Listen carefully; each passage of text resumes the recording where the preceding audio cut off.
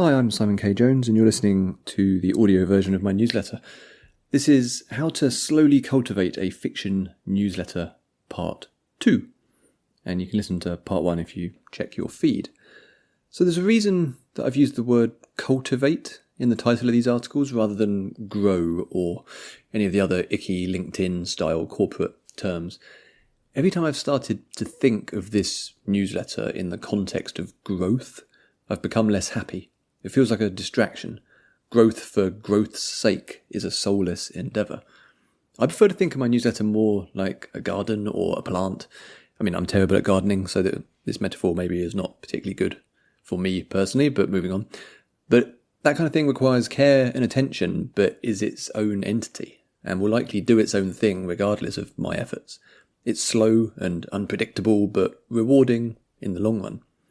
Pursuing growth and making it your primary motivation will take you down dark, dead-end alleys. Better to focus on the writing, on what you really love to do, and let that cultivation happen as a natural process of the care you're already putting into the work. So let's crack on with some more observations from the last 3 years of writing this newsletter. As before, you should feel absolutely comfortable with disregarding any of these that don't sit right with you. So, get the model right. Fiction is a hard sell, simply because there's so damned much of it. There's abundant choice at every price point and every genre. A lot of it is very good, and there's decades-strong industries powering it. When I started publishing my fiction on my own little newsletter, I wasn't sure how to present it or package it up. I'm a firm believer that artists should be paid for their work and that art has real value, but at the same time, I'm a realist. Presented with infinite choice, why would anyone choose to pay to read Simon K. Rando's stuff? There were various models I tried out, none of which worked particularly well for me. So, first off, I tried being fully paywalled. My first plan was to make the opening chapters free and then paywall the rest of the story. The idea being that if people enjoyed the first 5 or so chapters, then they'd subscribe to read the rest. What actually happened is that the paywalling of new chapters made it impossible for me to usefully promote or talk about the book. With serial fiction, each new chapter has the potential to be like a mini book launch, and I was just sabotaging that. So the second approach was early access. I tried making chapters available early to paid subscribers before unlocking after a couple of weeks for everyone else. The theory being that if someone was really into the story, they'd pay to read ahead. Nope. It just made promoting the story unnecessarily complicated again.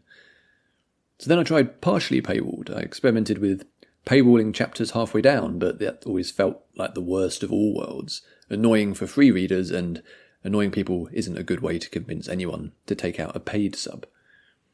So then it was paywalled bonus material. I like this idea and still sort of do, whereby the fiction itself would always be free to read, with behind-the-scenes bonus material kept behind a paywall. That way, paid subscribers, the most enthusiastic readers, get special behind-the-curtain access, but everyone else is still free to enjoy the story itself. This didn't quite work for various technical reasons. Adding a paywall on Substack restricts comments to paid subscribers only for a start, which was a bit of a deal-breaker. So then, after 6 months of trying out all these different fiddly approaches, I ended up simply making everything free. This made it vastly easier to promote the book, thus attracting more readers.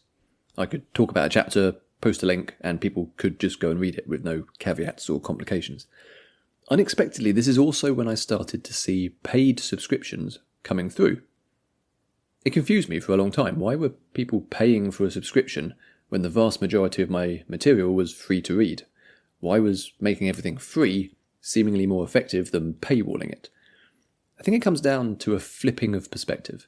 I suspect the lovely paid subscribers to this newsletter, hello, thank you very much, I think they probably consider it an act of patronage. It's a declaration of, I like what you do, keep doing it. In other words, it's not a product exchange. They're not buying a product.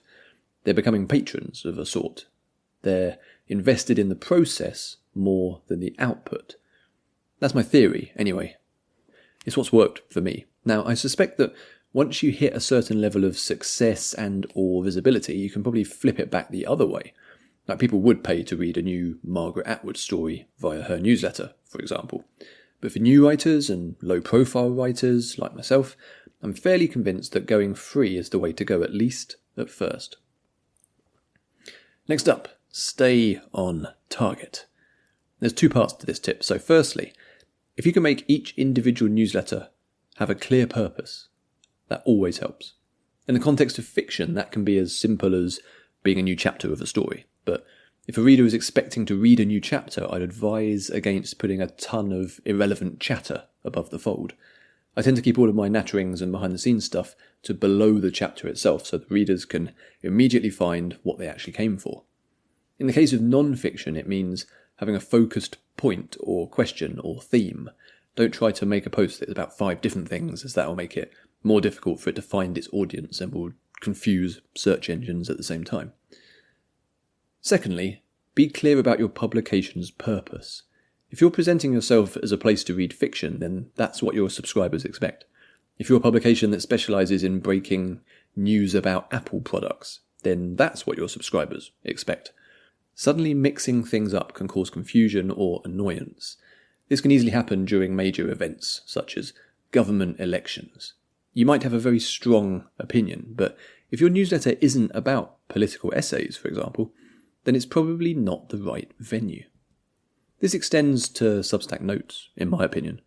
You're representing your publication when you post on Notes. The closer your notes are thematically and contextually to your newsletter, the more likely you are to pick up interested subscribers. None of this is to say that you can't be yourself. Just be conscious of the audience you've been cultivating and what they're expecting. It's about context. Now, if your publication is presented from the start as being a kind of freewheeling journal of sorts, then it's less of an issue. In that situation, the newsletter is the sum of your thoughts, so effectively anything goes. But if you've declared, come here to read short fiction, then make sure you stay on target. Okay, moving on. Onboarding, navigation, and CTAs. What makes sense to you won't necessarily make sense to your readers. I wrestled with this for far longer than I should have, as my serial tales from the Triverse got longer each week. There are 3 aspects to check if you're to make the process of reading and subscribing as simple as possible for your readers.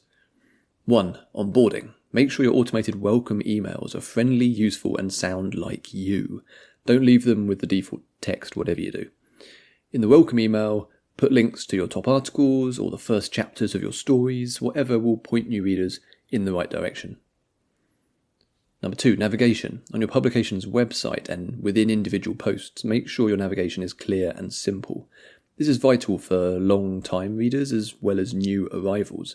If people can't find what you're doing, even when they're on your site, then there's a problem. Use sections, use the top nav, add additional links where needed. And 3, CTAs. Judicious use of calls to action is recommended. Insert buttons that help people find their way, although don't overload your posts and turn it into something that looks mad.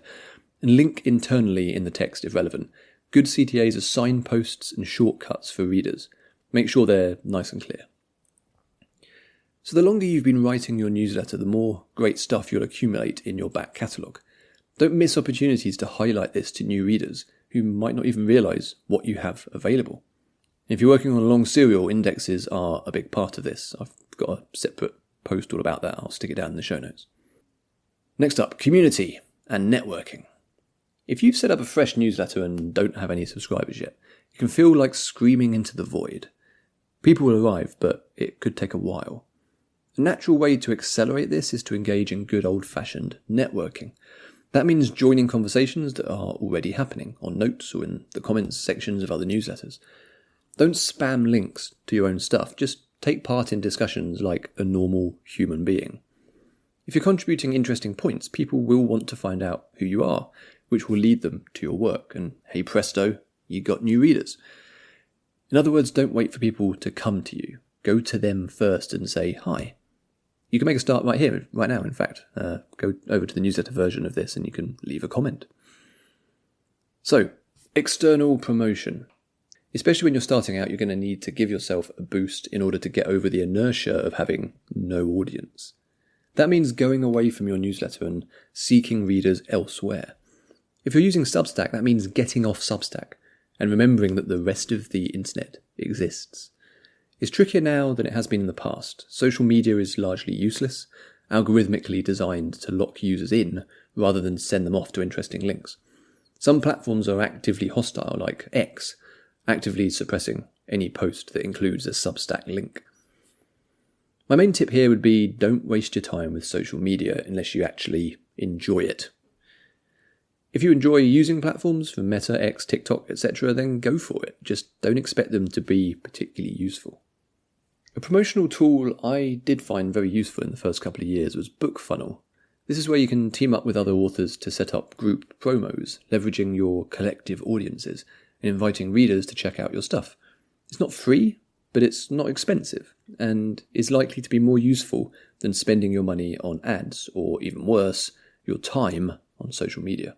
For context, 19% of my subscribers, which amounts to just over 1,000, are from imported accounts, which in my case means BookFunnel promos. I don't use it anymore, but I'm pretty sure it was a significant springboard at the start. And so concludes my two-part whistle-stop tour of things what I have noticed. It's impossible to say whether these are legit observations or simply me retroactively applying strategy and motive to random events, but hopefully you'll find at least some of them useful. Right, thank you for listening. I will catch you all later in the week, and do head over to simonkjones.substack.com where you'll find a frankly ridiculous amount of this kind of thing. Okay, goodbye.